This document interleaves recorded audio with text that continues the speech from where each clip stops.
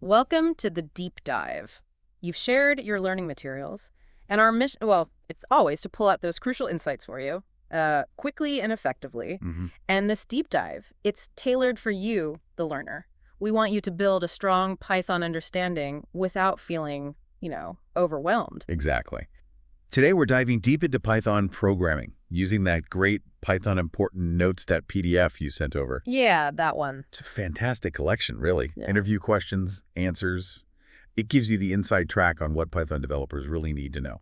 It really does. And these aren't just abstract theories, are they? No, not at all. These are the kinds of things top tech companies actually ask. So getting a handle on these concepts, that gives you a real edge. Definitely. Okay, so let's kick things off with something fundamental, but performance. Making your code run well. The notes highlight 4 key ways to boost Python speed. Right. 4 main strategies. First up, choosing the right data structure. That sounds like having the right tool for the job, doesn't it? It really is. You wouldn't use a hammer to screw in a nail. Same idea here. The way you organize data massively impacts access speed. So, like, if I need to check if something's in a huge collection really fast? Precisely. A list might be slow if you have to check every single item, but Python has things like sets. Ah, sets. Yeah, they're built for super fast membership checking. Much quicker often. Makes sense. Okay, second tip. Leverage the standard library. Those built-in Python tools. Apparently, they're often more efficient. Usually, yes.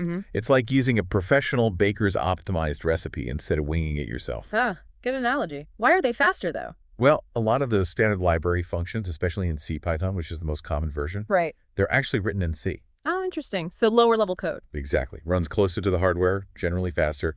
Take sorting a list, the built-in sort is highly optimized. You probably won't beat it easily. Got it. Tip 3, keep your code lean. Remove unnecessary layers, or what the notes call redundant abstraction. Simplify. Like cutting out extra steps in instructions, right? The fewer steps that don't add real value, the quicker you get there. Exactly. Sometimes adding too many function calls or class layers just adds overhead. Python might have a harder time optimizing it. Simpler, more direct code, often faster. Okay. And the final one, the classic. Pick the right algorithm. Absolutely crucial. Sorting a huge list with a basic method versus a clever one. Massive difference in speed, I imagine. Oh, night and day. Especially as your data grows. The algorithm's efficiency, or lack thereof, is often the biggest factor. Highway versus winding country road, like you said. Right. So those are the speed boosts. But why even choose Python to begin with? The notes give us 4 big reasons. First, efficient memory management, especially for large data sets. Super important today, yeah. Python handles allocating and freeing memory for you automatically. So you don't have to manually juggle memory? Nope. It's a huge help with big data. Less worry about running out of memory or causing leaks by forgetting to clean up. Okay, benefit 2. It's surprisingly fast, even though it's interpreted. Now, I always hear interpreted languages are slower. That's the common idea, yeah. And compiled languages can have a raw speed edge for certain tasks. But modern Python interpreters, they're really, really optimized. Plus, Python plays well with others. You can easily integrate code written in C or C++ for the really speed-critical parts. Ah, so you get the best of both worlds. Pretty much. Python's ease of use and C's speed where it counts. Benefit 3.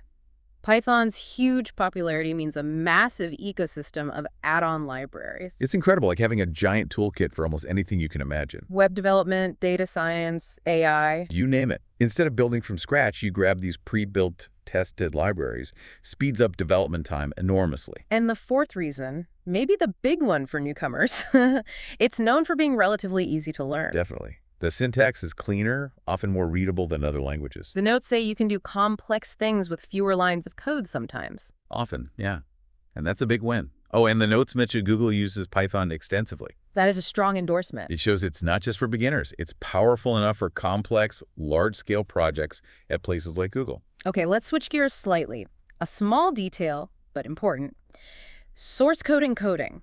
How Python handles different text characters? Right. Text encoded. Defaults to UTF-8, which is pretty common, but you can specify something else using a special comment at the top. Yep, that hashtag cop encoding, gawk encoding dot line.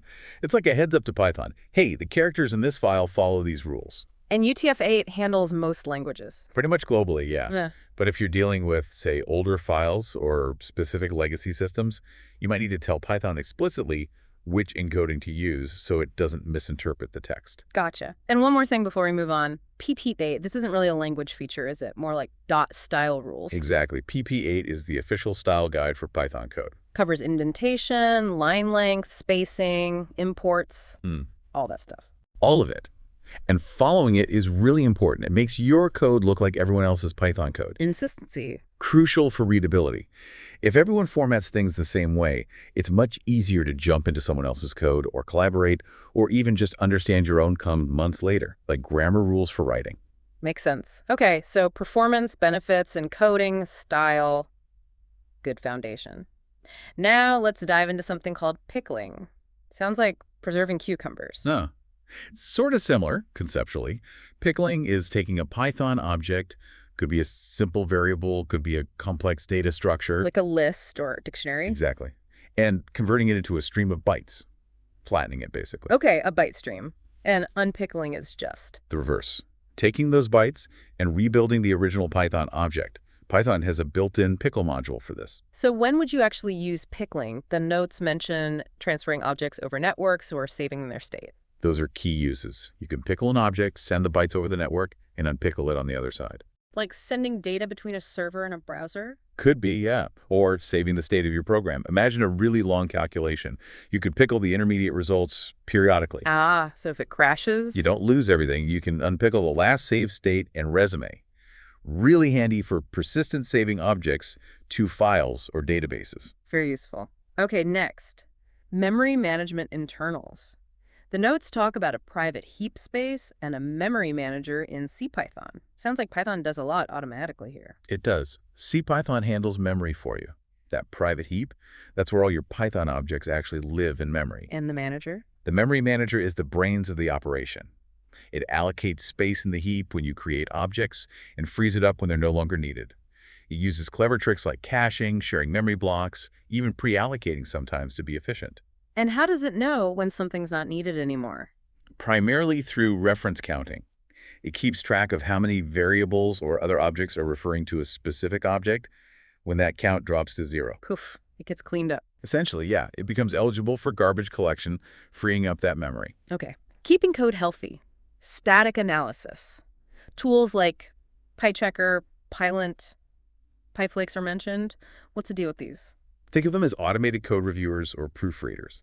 They scan your Python code without running it. Before you run it. Yeah, statically. They look for potential problems, syntax errors, style issues that violate PP8, unused variables, potential bugs, that kind of thing. So they help you catch errors early. Exactly. Catching things before runtime saves a ton of debugging time later. They help maintain code quality and consistency. Good tools to have. Now let's get into some fundamental data structures. Tuples and lists, they seem similar collections of items. They are, but with key differences. First, syntax, parentheses. For tuples, square brackets for lists. That little difference means a lot, right? It signals the core distinction. Mutability. Tuples are immutable. Once created, you cannot change them. Can't add, remove, or change elements. Nope. Lists, however, are mutable. You can change them after creation, add items, remove them, modify them. The notes also say tuples tend to use less memory and can be a bit faster. That's often true. Because they're immutable, Python can sometimes optimize their storage and access. Their size is fixed, so no need to reserve extra space like with lists, which might grow. So performance-wise, tuples have a slight edge sometimes. For very large collections or tight loops, yes, those small differences might matter. And typical use cases. The notes suggest tuples for dictionary keys, lists for data you need to modify. That's the common pattern. Dictionary keys must be immutable, so tuples fit the bill perfectly. If you need a collection that will change over time, a list is your go-to. Okay. Moving on to Python decorators. That @ symbol you see sometimes. Decorators. Very cool feature. The notes say they wrap functions to add functionality without changing the original function's code directly. How does that work? It's like adding a layer around a function. The decorator is a function itself that takes another function as input, adds some behavior before and/or after the original function runs, and then returns either the original function, perhaps modified, or a new function. So you could add logging or access control or timing. Exactly. All without cluttering the core logic of the function being decorated. It's a very clean way to add cross-cutting concerns. Uses that at decorator name syntax above the function definition. Neat. Now, argument passing, this can be tricky. The notes say Python passes arguments by reference, but then changing immutable objects inside a function doesn't affect the outside. Yeah, that terminology can be confusing. It's often better to think of it as pass by object reference or pass by assignment. Okay. So what happens? When you pass a variable to a function, you're passing a reference to the object the variable points to. If that object is mutable, like a list, And you change it inside the function. then yes, those changes will be visible outside the function because both the variable inside and the variable outside are pointing to the same list object in memory. But if it's immutable, like a string or a number. If you perform an operation inside the function that looks like it's modifying the immutable object, like adding to a number or concatenating a string, Python actually creates a new object with the result. The variable inside the function now points to this new object, but the original variable outside still points to the original unchanged immutable object. Ah, okay.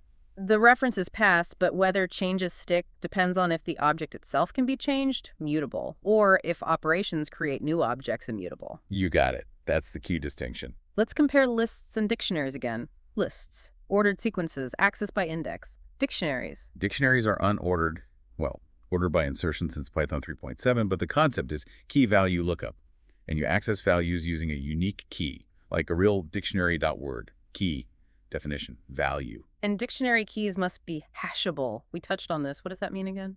Hashable basically means the object has a hash value that never changes during its lifetime. Like an immutable object. Exactly. Things like strings, numbers, and tuples are hashable. Lists are not, because they can change.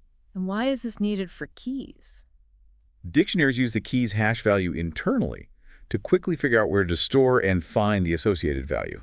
It's what makes dictionary lookups so fast. If the key could change, its hash value might change, and the dictionary would lose track of the value.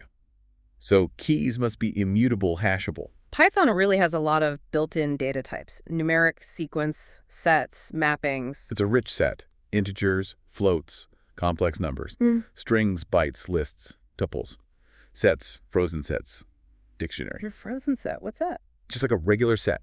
Unique items, unordered, but it's immutable. Ah, so like the tuple is to the list. Precisely. And because it's immutable, a frozen set is hashable. Meaning you could use a frozen set as a dictionary key? You absolutely could. Or put frozen sets inside other sets. Regular sets can't do that because they're mutable. Okay, namespaces. Mappings between names and objects implemented as dictionaries internally. Yeah, that's a good way to think about it. Namespaces are how Python avoids name collisions. You have variable names, function names, class names. Namespaces keep track of what name refers to what object in a particular context. Contexts like? Well, there's the built-in namespace for things like print or len. Then each module, each Py file, has its own global namespace. And whenever you call a function, it gets its own local namespace. So I can have a variable x in my module and a different x inside a function, and they don't interfere. Exactly. Thanks to namespaces. Yeah. They define the scope where a name is valid. String concatenation, joining strings. The notes mention plus and join as one better. Both work. But if you're joining many strings together, especially from a list, join is generally much more efficient. Why is that? Using plus repeatedly in a loop can create lots of intermediate temporary string objects, which is inefficient. Yep. Join is usually optimized to figure out the final size needed and build the result more directly. So for lots of strings, prefer separator.join, list.strings. Good tip. Now, the pass statement. It literally does nothing. A placeholder. Yep. It's a null operation. Its purpose is syntactic. Syntactic. Sometimes Python's grammar requires something to be there, like the body of a function or a class definition or inside an if statement. If you don't have any actual code to put there yet, but you need valid syntax, you use pass. So it stops you getting an error. Exactly. It's also used sometimes as an explicit marker, like TODO. Implement this later. Slicing strings. Using index ranges like start.end. Seems powerful for getting substrings. Very powerful, very Pythonic. Maldering 1.4 gets characters from index 1 up to, but not including index 4. And you can leave parts out, 0.3 or 2. Yep. 0.3 means from the beginning up to index 3. Means from index 2 all the way to the end. You can even add a step. 0.2 gets every second character. Super flexible. Docstrings versus Javadoc. The notes say Python docstrings are available at runtime via doc. Why is that useful? That's a key difference. A docstring is a string literal right at the start of a module, class, or function definition. Python attaches it to the object itself as the doc attribute. So the documentation is part of the code object. Right, which means tools can automatically extract it to generate documentation websites, but also you can access it while the program is running. Help systems, interactive shells, they use doc. JavaDoc is typically processed into separate documentation files and isn't really part of the running Java code in the same way. Testing your code, unit testing with unit test. Terms like test fixture, test case, test suite, test runner. Sounds structured. It is. Unit testing means testing small, individual pieces, units of your code in isolation. Unit test is Python's built-in framework for this. So a test case tests one specific thing? Usually, yes. A test fixture sets up the environment needed for tests, like creating temporary files or database connections. A test suite groups related test cases together. And the test runner, well, it runs the tests and reports the results. Okay.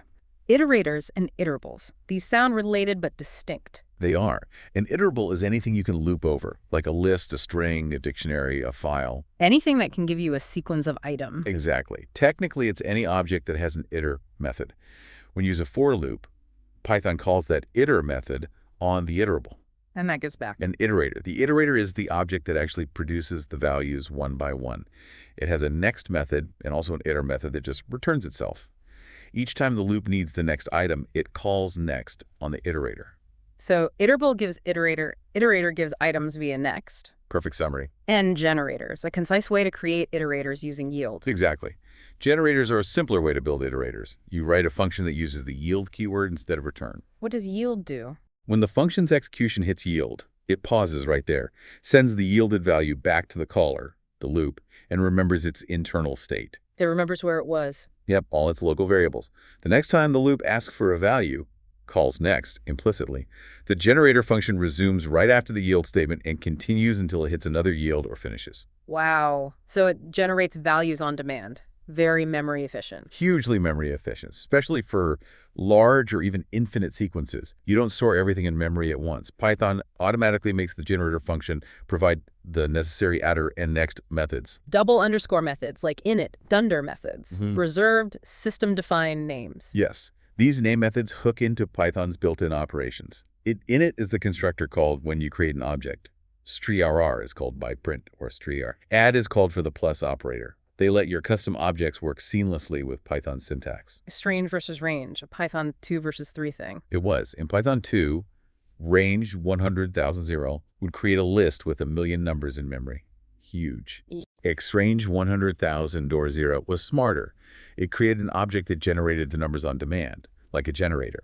Much more memory friendly. And in Python 3. In Python 3, range now behaves like the old Xrange. It generates numbers lazily. So Xrange itself is gone because range does the efficient thing now. Good improvement. Lambda expressions. Small anonymous functions using lambda. Yep. A shorthand for creating simple functions without needing a full def statement. Lambda arguments. Expression. When are they useful? Often when you need to pass a simple function as an argument to another function, like the key argument in sort, or with functions like map and filter. Quick throwaway functions. Copying objects. Shallow copy. What's the difference? It matters when you have objects containing other objects, like a list of lists. A shallow copy creates a new container, the outer list, but the elements inside are still references to the same inner lists as the original. So if I change an inner list in the copy? It changes in the original too because it's the same inner list object.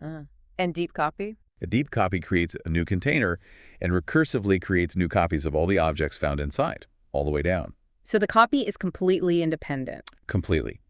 Changes to the copy, even to nested mutable objects, won't affect the original at all. You use deep copy when you need a truly separate clone. Okay, circling back to Python's strengths. Ease of learning, huge library, readability, memory management, powerful data types. Those really are the core reasons for its success, yeah. Makes development faster and often more enjoyable. Meta classes. Now this sounds advanced. Classes of classes. Type is an example. It's pretty advanced. You don't usually need them day to day. But yeah, a class defines how to create objects, right? Right. A blueprint for objects. A meta class defines how to create classes. It's a blueprint for blueprints. Type is actually the default meta class for all classes in Python. You can create your own meta classes to intercept class creation and modify classes automatically as they're defined. Like enforcing certain methods exist or automatically registering classes? Things like that, yeah. Powerful stuff, but definitely deep magic. Frozen set again, just to lock it in. Immutable set, hashable, good for dictionary keys or elements in other sets. Exactly. Set, but unchangeable. Python Flask, a micro-web framework. Simple, extensible. That's the idea. Flask gives you the basics for web development, routing requests, handling responses, but stays out of your way. Yeah. Doesn't make many assumptions. You add the components you need, like database integration, templates, v-extensions. Very flexible. None in Python. Represents null absence, but it's a real object. A singleton. Correct. None isn't just a keyword. It's an actual object of type, none type. And there's only ever one none object in your entire program. Which is why you should use is to check for it. My var is none. Exactly. Its checks for object identity are these two names pointing to the exact same object in memory. Since there's only one none object, none is the most reliable and idiomatic way to check if something holds the value. None. None usually works, but is preferred. The zip function combines elements from multiple iterables into tuples. Yep. Zip list 1, list 2 gives you an iterator that yields list 10, list 20, then list 11, list 21, and so on, until one of the lists runs out. Handy for processing related data streams together. Very handy, like pairing up keys and values to make a dictionary, or iterating over coordinates. The operator. Floor division. Rounds down. Yes. 10-4 gives 2. It performs the division and then takes the floor, the largest integer, less than or equal to the result. Important with negative numbers, too.